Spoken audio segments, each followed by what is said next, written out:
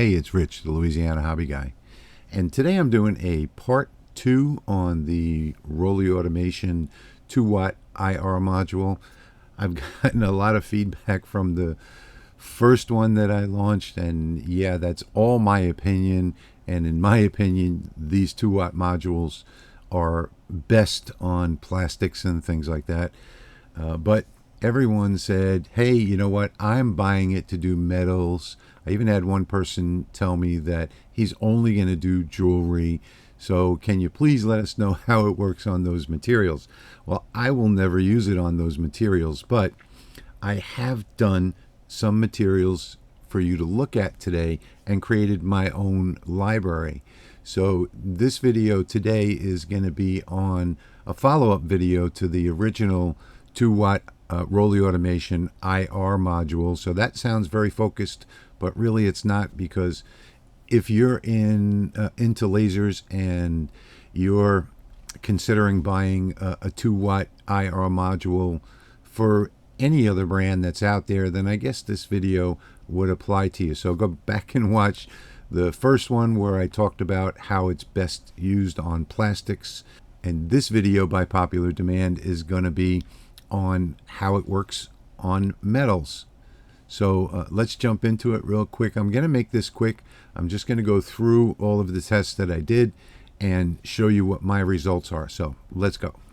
All right, so without without actually criticizing the inversion here, I just wanted to give you an idea. So this is a brass coin, and I did several tests on it before I actually ran these. And yeah, I know that this picture is inverted when it shouldn't be, and so is that one. But you know, here are the results: 2450 millimeters per minute and 90% power at 400 LPI. This is a vector graphic, and so is this over here. On this one, I did both the vector and the image, at which all of this on the outside is the vector. There's obviously the image, which I didn't invert. But I did all of this at 3,000 millimeters per minute, 90% power, 400 LPI for both. So there you get an idea of the different settings right there. And moving on to the next one, this is chrome, which I did discuss in the last video, but here I'll just go over it one more time. On this one over here, I made a little mistake. I was seeing what a second pass would do, and when I closed the door to the laser, the tag moves slightly, as you can see here. But that was a good thing, as it turned out, because now I got to see that first pass and the second pass. It made absolutely no difference.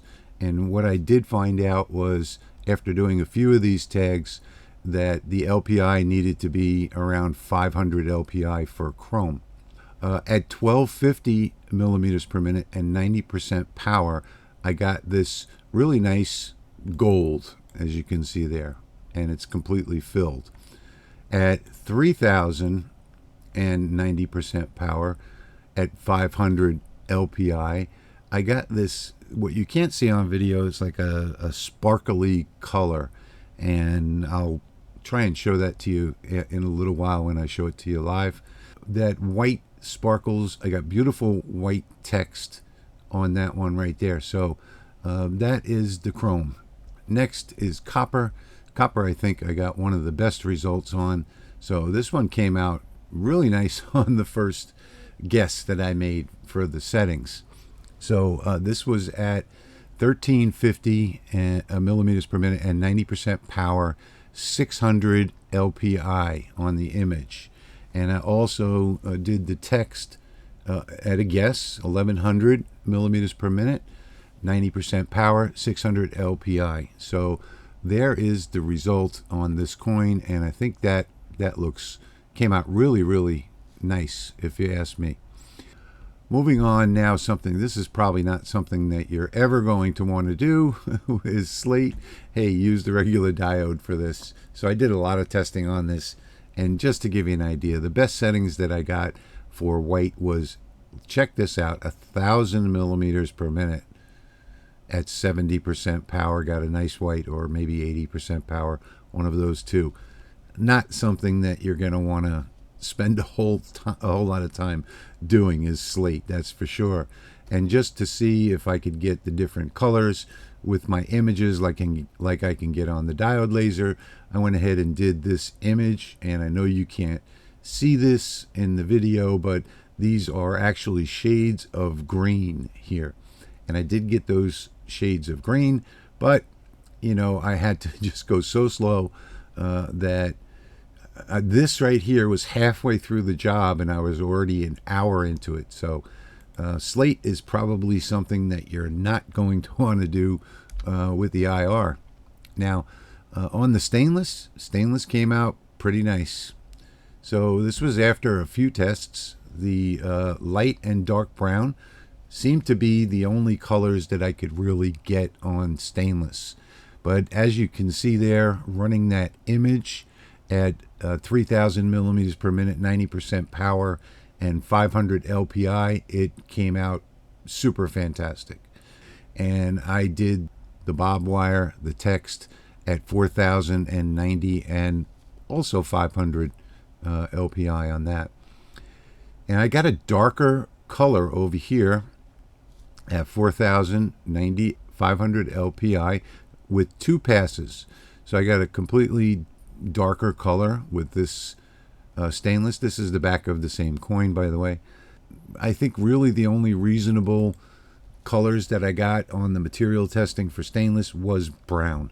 Here's titanium. Don't ask me why everybody does this in their reviews, but for some reason everybody does. As you can see here, I ran this at 600 to 6,000 millimeters per minute and from 10 to 100%.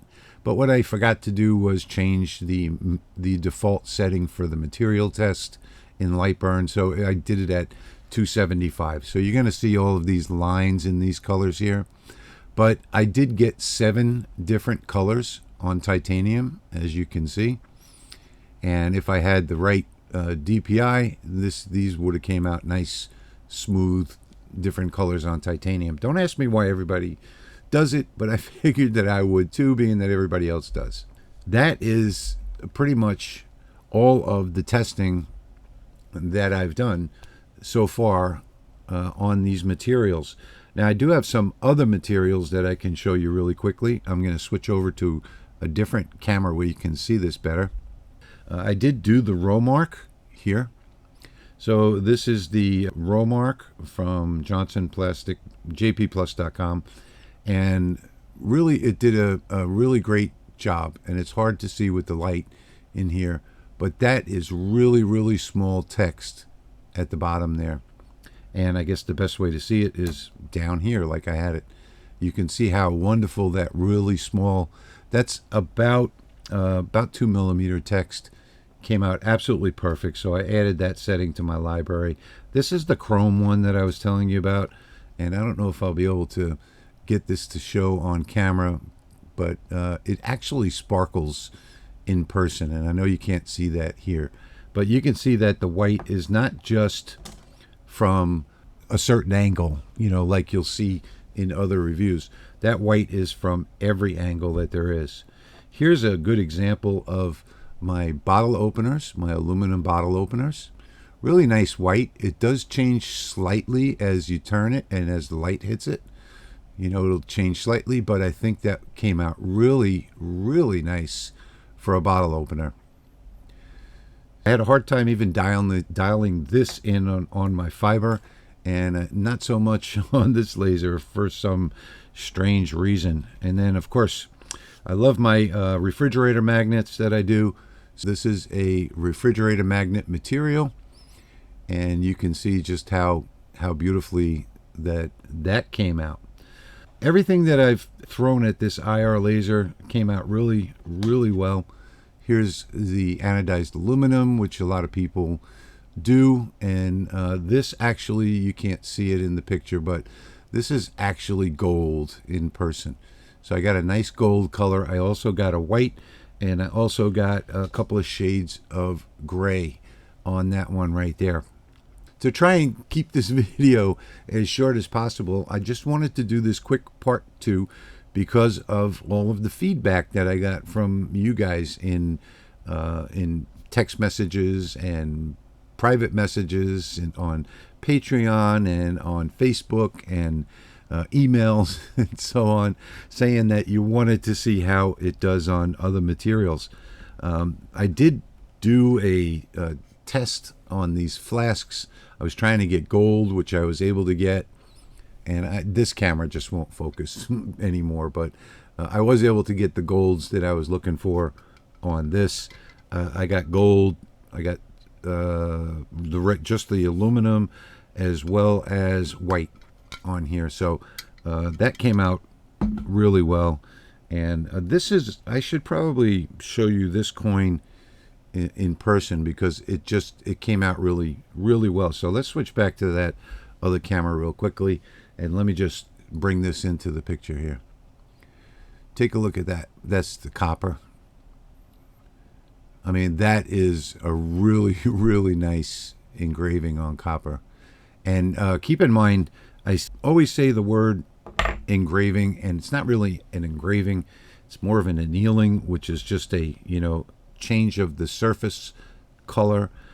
This will not engrave. And I took a chrome coin and ran many passes on it, many different passes on it, and nothing happened. I mean, I had the same results, and this was after, I believe, 100 and something passes. It looks exactly the same as it did on the first pass, as it did on the 100. I think it was 120 passes I ran on that. I just kept letting it run and run and run. Nothing changed.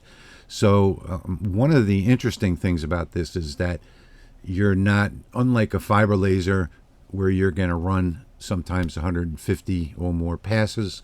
On these, you've got to be satisfied with what you get on that first pass, and you do have to realize that this is a 2-watt IR laser. So for those of you that wanted to know more about the IR laser and see more materials that I did with it, I went ahead and sacrificed a bunch of this material. And doing one coin wasn't just one coin, so I'd run a mini material test on the back of it, and then another material test, and dial in the LPI and the speed and the power, and burned up a whole bunch of coins just trying to get one for this video. So I hope you enjoyed this video today as part 2 of the 2-watt IR module. No matter what 2-watt IR module you buy, you're going to get about the same results. So I hope you enjoyed the video as much as I enjoyed making it for you.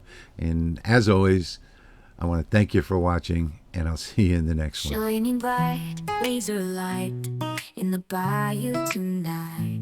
Rich the Louisiana hobby guy, he's ready for his flight. With his engraver in hand, he's got ideas in his sight. Carving dreams and making art, he's gonna do it right.